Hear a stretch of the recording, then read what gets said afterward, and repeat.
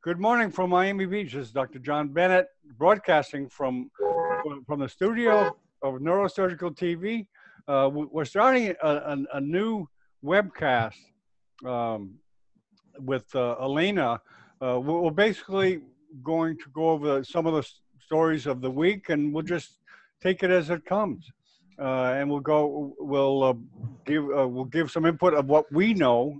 I'm not a neurosurgeon, but I can give a little input. And we can have guests like Naran give input. Okay, I'd like to introduce Naran. Hello, Naran. Welcome. Hi, this is Naran and Janikaram from India. I am a skull-based surgeon. I operate primarily on skull-based tumors. And welcome. I really congratulate Dr. John for this excellent endeavor. And welcome, Elena. Yeah, he is a very active ENT group. Okay, and we have a few more guests that will be coming in. Okay, Elena, can you introduce yourself? And away we go. Greetings to all neurosurgery passionates. This is Elena Nestian here from Romania. I am a fifth-year medical student from Carol Davila University of Medicine and Pharmacy, Bucharest. And also, I am the president of the Romanian chapter of the Walter Bendy Neurosurgical Society, headed by Professor Salim Abdurrauf. And I'm honored to accept Dr. John Bennett's invitation to present today the news review of the week on Neurosurgical TV. And thank you so much for joining us. You're welcome. So, you want me to share the stories, Elena, or do you want to share them? I'll share them. Just okay, yeah, you can control it. Okay, do you have my screen now? Yes. Okay, so this is the main page of Neurosurgical TV, which I think is a very successful platform because I really believe that Dr. John Bennett succeeded to give neurosurgery a voice and a face. And I'm really grateful to be part of this vibrant community of young neurosurgeons and mentors, such as Dr. I.P. Cherian from Nepal or Yuha Hernandez, which are huge names, and I'm happy to have this chance to interact with them. Okay, so what we can see now when we go on the first page is the poster of this event. Thank you so much for everyone joining us at this time, and please do interact with us at the end of this short review. Another event that is going to take place today at 6 p.m. Cameroon time is the presentation by the African group on neuroanatomy. I really encourage you to join the anatomy sessions, and I congratulate them for this effort. I'm trying to make the time and be on the panel as well. Well, you know, Elena, let me just interject. We have the Ulrich Sidney here on the panel, I believe. Are you here, Ulrich? Yes, I am. Okay, there he is. There's the guy that started that series, Elena. Yeah, medical student. He's a medical student from Cameroon. Yes, I've met him last week. I think during Dr. Samuel's presentation, right? Very good. Okay. Sorry to interrupt. I'm looking forward to meeting him in person. Who knows, at a world conference or something. Are you going to China? Are you going to China, Elena? Thank you for joining us, Ulrich. Moving on, you can see here the recorded meeting on acute pain syndromes done by Seattle Science Project. Very nice presentation and full of information. And now you can see a story, Alex Baker's Parkinson's disease and DBS story. I haven't been through it, but I'm really looking forward to it. It's very can I comment on that, Elena? I read the story because a friend of mine has essential tremor, and that's one of the proposed uses for DBS. and which this gentleman had Parkinsonism and he's a neurosurgeon. He was successfully treated with DBS. Okay, sorry to interrupt. It's welcome. As neurosurgeons, we are very afraid of tremor. Myself, I'm very afraid of tremor. I'm constantly looking at my hands to see if they are steady. And I'm really looking forward to reading the story just after we finish this meeting. Okay. And here you can see the recording meeting taken on 31st of May, also by the African Association of Future Neurosurgeons on the neuroanatomy of the ventricular system. They are a very active group of students, and they are constantly making anatomy presentations, and I really congratulate them for the work. Maybe we could join our group. That would be great. That would be great. I really like that would be a great idea. Yeah, or they have a pretty sizable neurosurgery student community in Romania. Obviously, the Walter Dandy, she's the head. Yes, well, we usually meet 2 times a month at the hospital at Bagdazar Arseni Clinical Emergency Hospital in Bucharest. We like to meet in person and interact and practice neurological examination just there in person, because it's the next level of interaction. Right, okay. But this time of the year is full of exams for students, so we won't meet at the hospital anymore. And I really think this community, the Neurosurgical TV, could help us stay close during the exam times. Okay. Okay, this is an interesting title, The Story of Cash, Virtual Reality at Stanford Helps with Misdiagnosed Moya-Moya Disease. Okay, it's an interesting title. I'm gonna go through it right after. And in this news, we're gonna see a new treatment that Houston brain trauma patients can enroll on. And the aim of the study is to evaluate the potential benefits of the treatment based on oxygen levels. Looking forward to the results. Okay, and an interesting presentation by IT Cherian on the modified Dolex and modified Kawase approaches. Yes, as a student, this topic seems very, very complicated. I've read about the Kawase approach, and it really involves very solid knowledge anatomy. So as students, we should first know very well the anatomy and then go to this presentation, because it's really gonna help us integrate all the pieces. Okay, and what I was talking about, Dr. Samer's presentation on surgical anatomy, on the topic filling the gap between Roton and Snell's neuroanatomy. I had the chance to be on the panel and listen to the presentation, at least the last part of it, and it's a very good thing to integrate all the input, all the information, go to the atlas, anatomy atlas, go to Roton, see imaging studies, and then go to intraoperative studies and develop the 3D see-through vision of the brain, about which Dr. Roton, the great microneuroanatomist, was talking about. And if you are interested, at the end of this presentation would be a slide full of books which are recommended by Dr. Samer to read, and it's a very useful resource to be oriented which books. So there are thousands of books, but those are really, really good ones.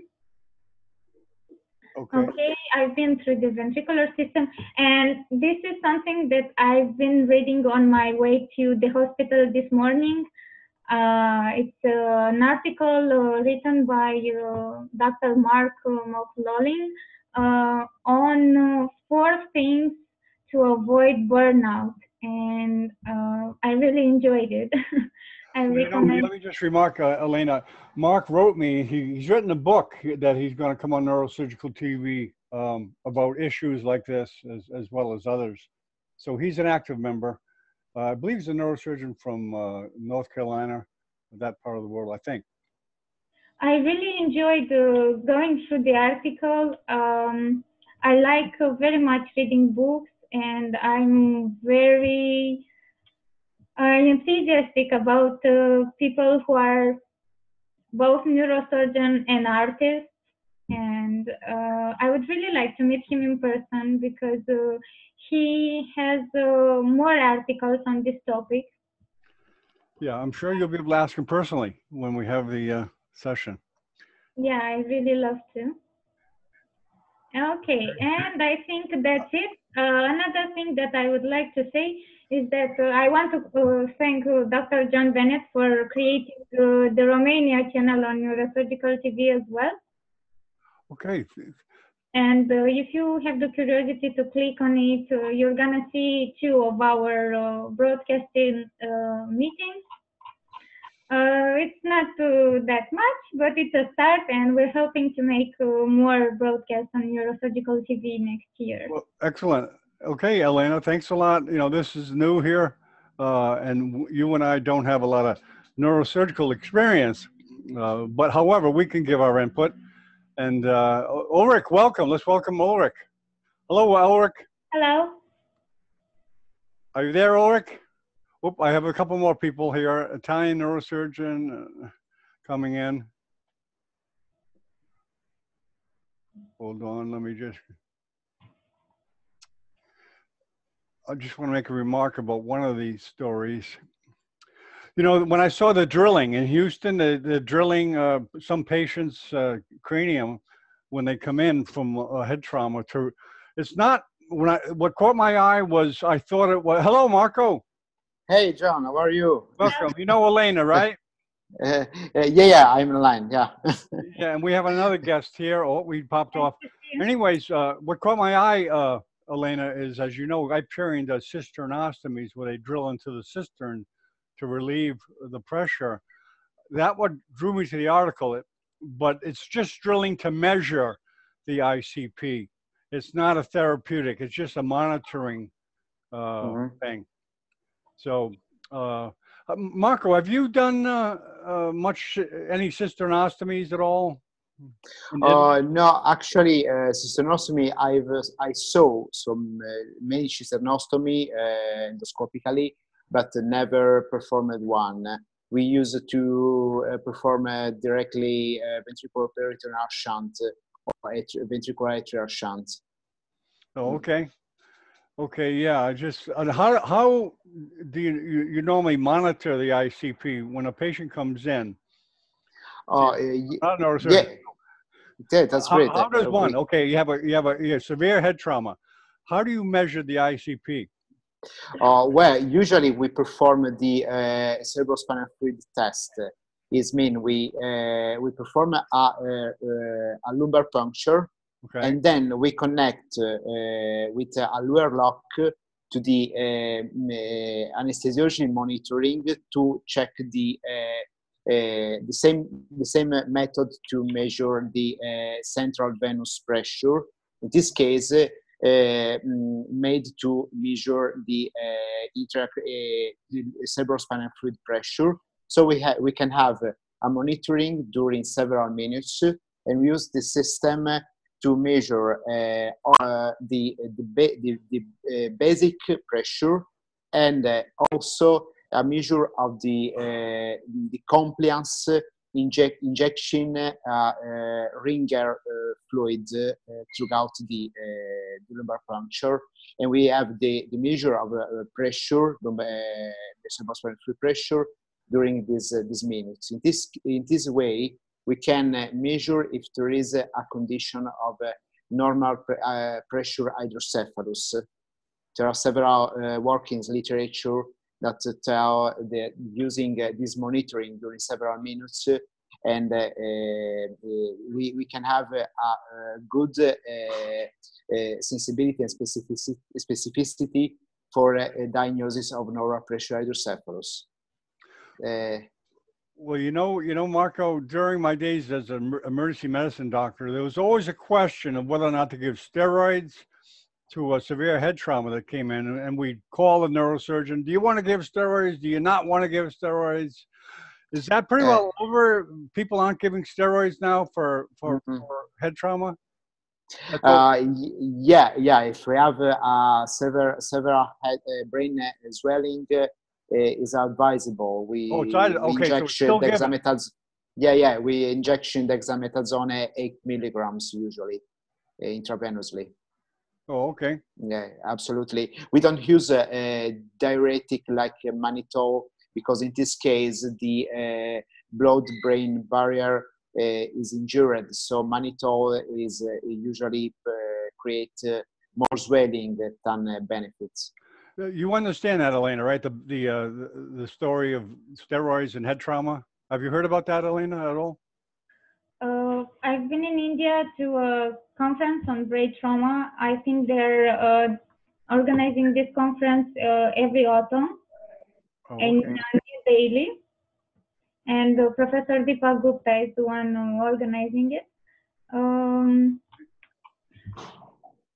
I don't remember. I was that's okay.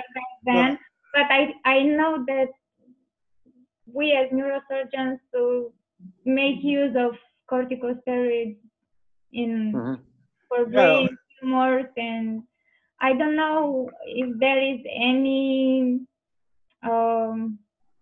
there are any particularities in a severe head trauma compared to a mild one. Well, that brings up a question, how that's actually a medical practice of neurosurgery. It's more than just the surgical skills of using your hands. You've got to manage the patient medically. How much do you manage that patient medically, Mark? Do you like work on the blood pressure of the patient, etc., or you leave that to an internist? Absolutely. Are you asking to me, John? Okay, so you control that. You want to keep control of that. Yeah, absolutely. It's a two hands work with the help of an intensive care consultant and with neurosurgeon, because we have the monitoring of intracranial pressure in the severe trauma. Obviously, is mandatory to put an intracranial pressure monitoring, and we work together. Discussing what's the best option for the patients, not only control brain swelling, but also case of a paroxysmal sympathetic storm, so adrenergic state that can be controlled sometimes by use of beta blocker. I remember a panel you did in Spanish language about beta blocker. Very interesting. It was from Italy, actually. That conference. Oh yeah, it was from Venice. From Venice, right? From Venice.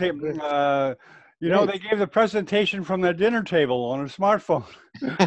Great. Yeah, it was good. Typical Italian style. So good food, good neurosurgery, right? Good with teaching, like good combination. Elena, could you tell us a little bit about the Walter Dandy and what you're doing, how you organize and stuff? Because you're providing education to kids that like neurosurgery. Yes, we are a young association of students. We are a scientific circle. We are not an NGO. So everybody is doing voluntary work. And the key factor is passion for neurosurgery and dedication and commitment. We are both students and residents.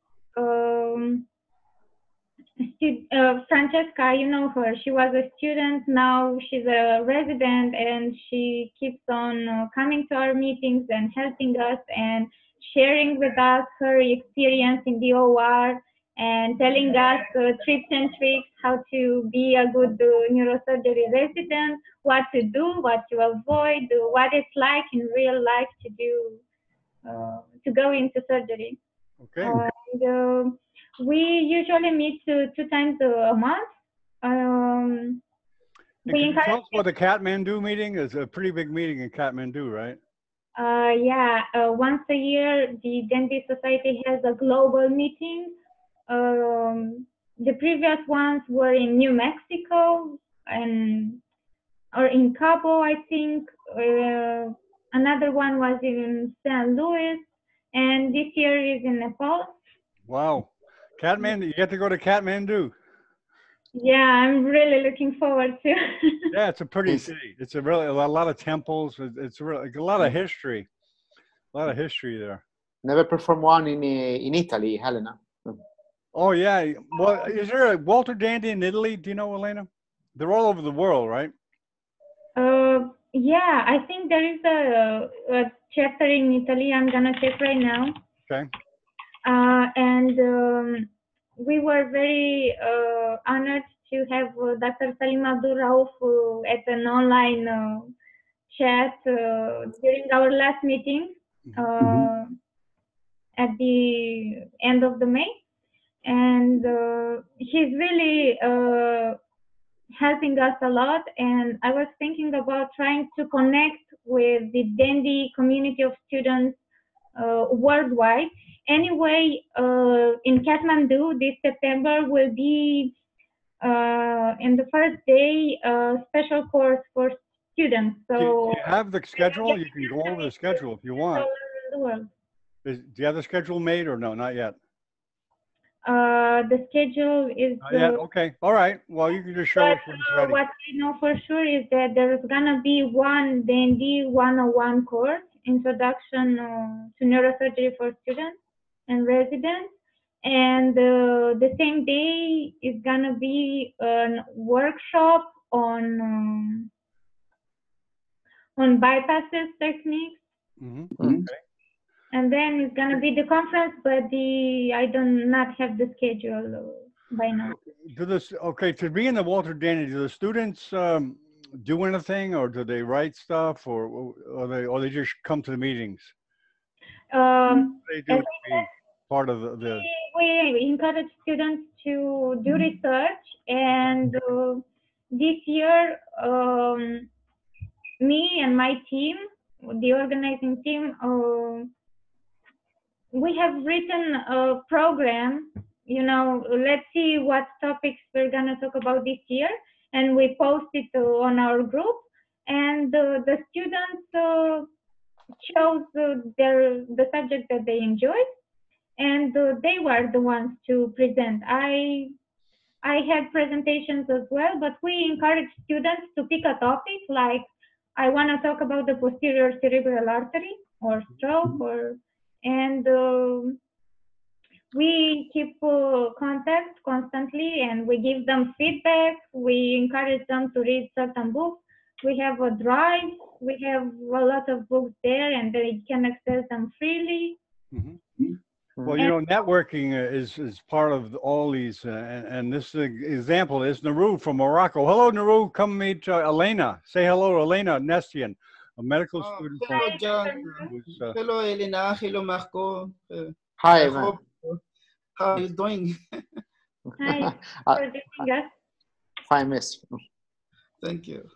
Yeah, both you guys are at work. Yeah. Yes. Yeah, Elena, you have the day off, right? And I am free today, so. Oh, okay. Very good. Yeah, just from the hospital. You just finish your parenting room. Yeah. Oh, nice. Yes, I see that you are in your pyjama and your clothes. Nice. Thanks. What did you have in the OR, Dr. Marco? Sorry? What was the case for today in the operating room? Very simple in terms of surgery. It was a lumbar discal hernia, extraforaminal. But it's very difficult because the patient was a fine eater. It's very large, so very deeper, very deeper. But I made to remove the hernia, and I just saw him, and he feel very good. And the last time we performed a craniotomy to removal of a temporal insular neoplasia. Very strange, because it seemed a glioblastoma, but now I hear about the pathologist, and it's definitely a lung carcinoma. Oh, Yeah, interesting. yeah. Yeah. But we are ready to move the patients in oncological department, because at the total body CT scan there is also a pleural carcinomatosis. It's very bad. So we hurry to yeah, we hurry to start the chemotherapy for this young poor man. And the patient was unaware of his pulmonary neoplasia, right? Yeah, So absolutely. the It first was time he thinks about it. Hey, any question you want to ask, you can ask them. You can ask Naru. Naru, any questions too, if you want, Elena. If not, we can just close it up. I have one question for Okay, go ahead. Dr. Marco. Yeah, tell me. Okay. Last time I performed one case about disc herniation, and the problem what I have in per procedure is about this herniation disc was calcified, and it is very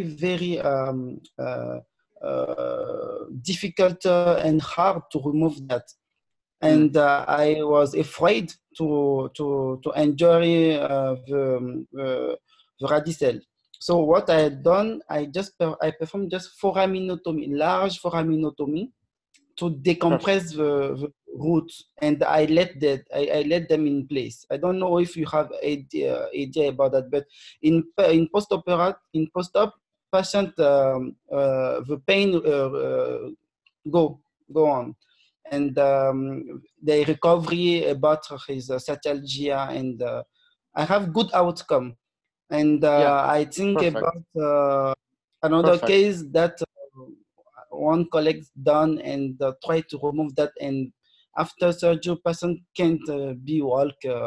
So I think that when we have disc herniation with calcified and so strong to remove, it is better to just perform foraminotomy and let them in the place. I don't know if you have idea about especially these cases of herniation disc. Mm-hmm. Yeah. I performed several cases where the hernia was calcified. Usually, some cases I was able using the forceps, hernia forceps, to reduce the calcification, so get about plane the disc. But some case was very hard, I think, like your case. Yeah. So in this case, I performed foraminotomy. That's the best thing you can do, and you did the best things. And the proof is the patients feel better.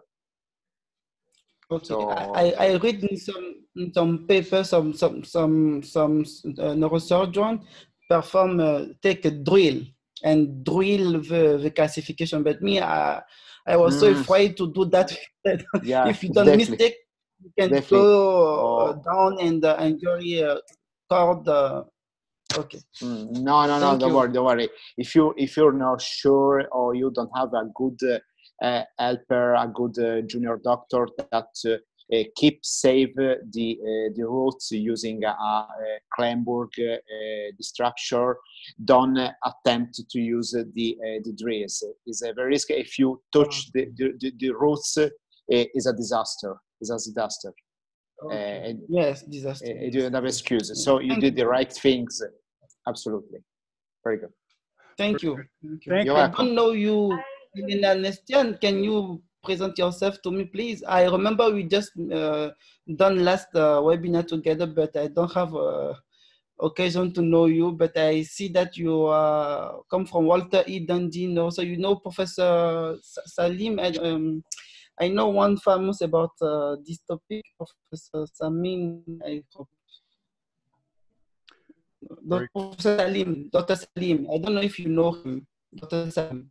Yes, yes. If you can see him in our group picture. We keep a close connection. Which one is he? Which one is he, Elena? That picture. Oh, okay. All right, he's in the front. He spoke at the at a conference, right? Yes, he's coming to Romania once a year for the Neurosurgery 101 course for students and residents.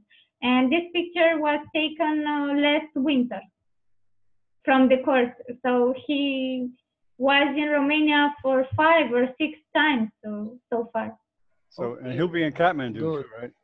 He'll be in Kathmandu, and then he's gonna come once again in Romania this year as well in October, where it's gonna be the Romanian Society of Neurosurgery meeting. And I'm inviting Dr. Marco and Dr. Noro to come as well. Dr. Marco, Romania is not that far away. Everything's so close, just a train ride away, right? You have one event to Nepal in September. I don't know if it is correct. Yes, you have one event about Walter Dundee in September in Nepal. Okay. It's a meeting. It's the first time I'm attending it, so I'm really looking forward to it, but I don't really know what's gonna happen there. Oh, okay. It's gonna be one. Okay. So now in Romania, which time you have meeting in Romania? I am in Bucharest. Bucharest is the capital of Romania. When is going to be this meeting, Helena? In Romania? In Romania, yes. In September. No, in September. No, then the global meeting. Okay. I can give you the link if you want to register for it. Okay. The program is not, or at least last time I went on the website was not posted. And we're gonna have here in Romania the meeting of the Romanian Society of Neurosurgery, and we're gonna have, of course, Professor Salim invited as well, and other faculty from Europe. Good. Which month in Romania? In Romania, it's gonna be at October? the end of October. October, okay. And October. October. To 28th, I think. Mm-hmm. Okay. Good. It is okay. Okay. I will see. Very good. This is Thanks a for new inviting. experiment. Thank you guys for helping experiment. Did you have anything else to say, Nuru? You say? Okay, we're going to wrap it up now, okay? Because Elena probably has a little work to do, and all you guys do, I'm sure. Yes. Thank you so much Thanks, Elena, and we look forward to hopefully doing it again next week if we can. We'll find a format. You know, having a couple neurosurgeons in here helped a lot because they could discuss a case and stuff like that. We'll see where the conversation goes. So please stick around. Let me just end this formally. Thank you.